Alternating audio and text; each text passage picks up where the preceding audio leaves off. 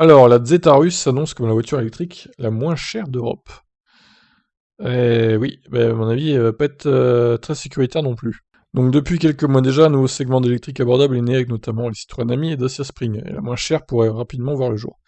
C'est ce qu'a annoncé le ministre russe de l'Industrie et du Commerce qui a précisé que la Zeta électrique entrera en production fin d'année 2021, visant initialement le titre de la voiture la moins chère du monde, titre volé par la Wuling Wanggang en Chine, vendu sous le nom de Fraise Microbe en Europe de l'Est. Ah oui, la fameuse microbe. La Zeta sera la moins chère d'Europe si sa commercialisation sur le vieux continent est validée. Alors, je la trouve moins laide que les petites voitures dont on parle là, notamment la Citroën Ami par exemple. Et la fraise Microbe est encore plus horrible. La voici, pour ceux qui l'avaient pas vue. Elle est vraiment moche, elle, par contre. Elle est toute carrée, aéro dégueulasse.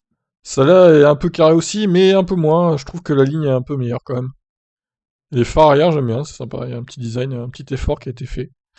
Dans son arrivée confirmée, la Zeta sera proposée au prix de 6 300 € avant bonus écologique locaux. À ce prix, la voiture électrique joue le service minimum en termes de dimension, de design, et même si les détails techniques n'ont pas été dévoilés, en matière de motorisation.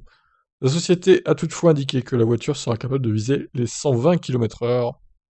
La Zeta sortira des chaînes de l'usine de Togliatti, là où une voiture à hydrogène développée par Aurus verra également le jour.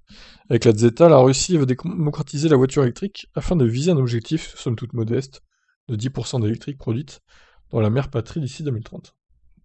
10% seulement. Bon, c'est pas beaucoup, hein. Bon, reste à voir ses caractéristiques réelles, son prix réel en France. Mais il semblerait qu'elle puisse quand même monter à 120 km/h, donc ce serait pas une voiture sans permis, quoi. Donc voilà pour cette Zeta électrique. Je vous laisse réagir, qu'est-ce que vous en pensez de cette mini voiture. Ciao ciao.